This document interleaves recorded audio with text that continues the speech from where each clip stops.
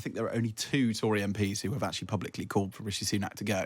Behind the scenes, we're starting to see a little bit more the kind of ripple effect of MPs beginning to manoeuvre, ask one another who they might support at an upcoming leadership election.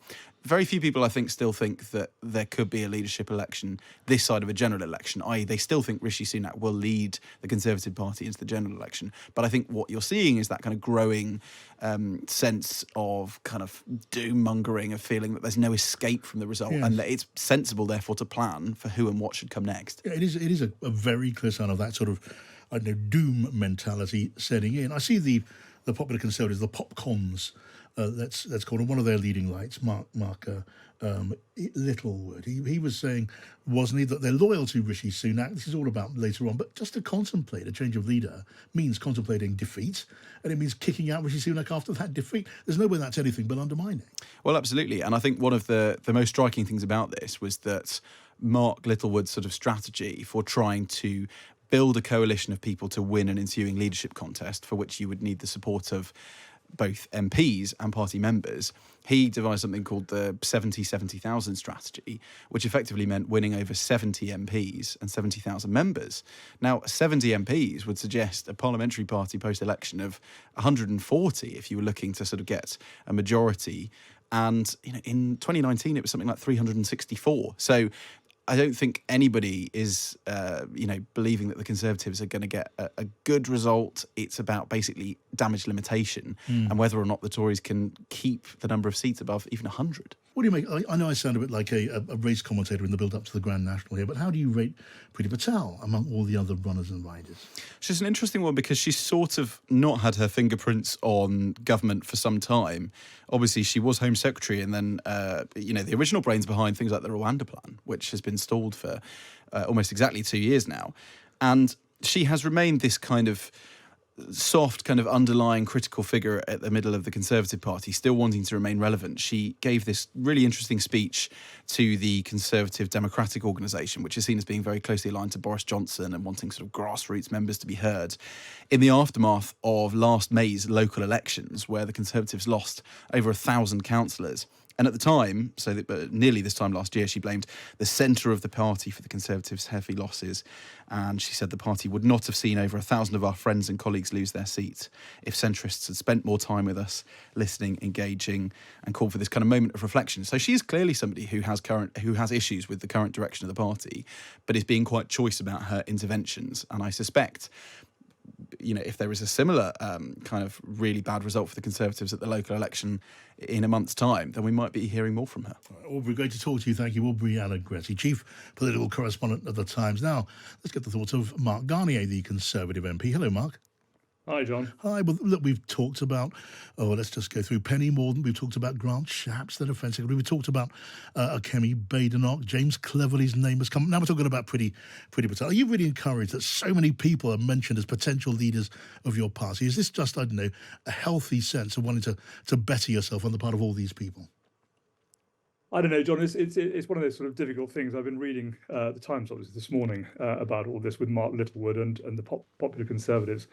At the end of the day, I think there are lots of different ways you can look at this.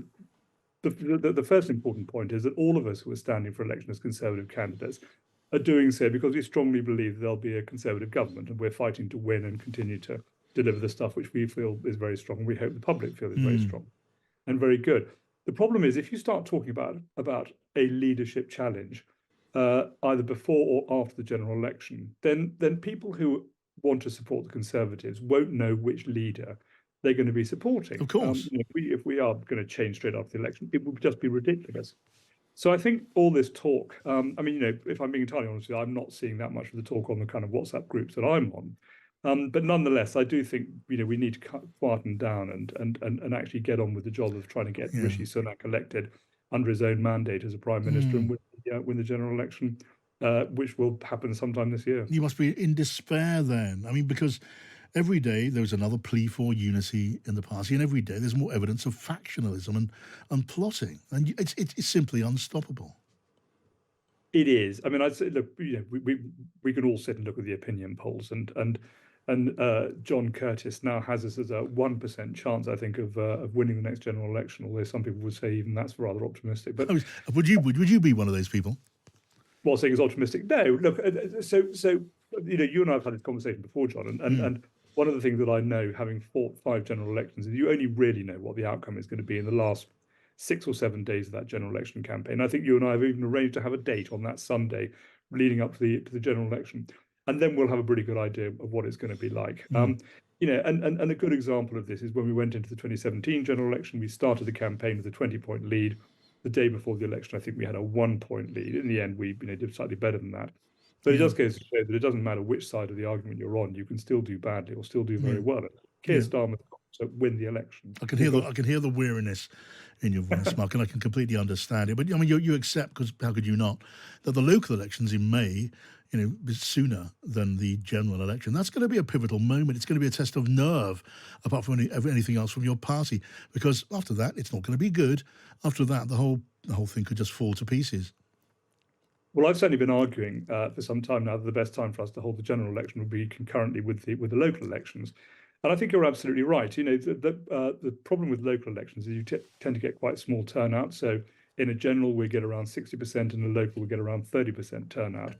So they don't necessarily show exactly what's happening. And people, if you're angry with the government, you can exercise your anger at an election which has consequence and change in the government. And your party could implode after those May results.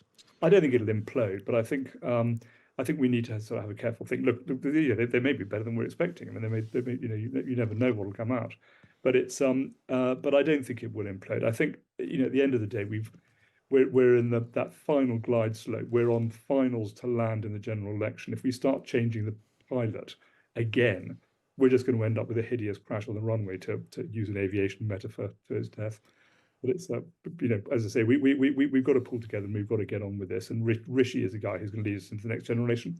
And if we win, Rishi will be the guy who will lead us into the general election after that. Otherwise, if we don't make a pledge to that, people will be angry and won't want to vote for us. Well, hear what you say, Mark Garnier. Always good to talk to you.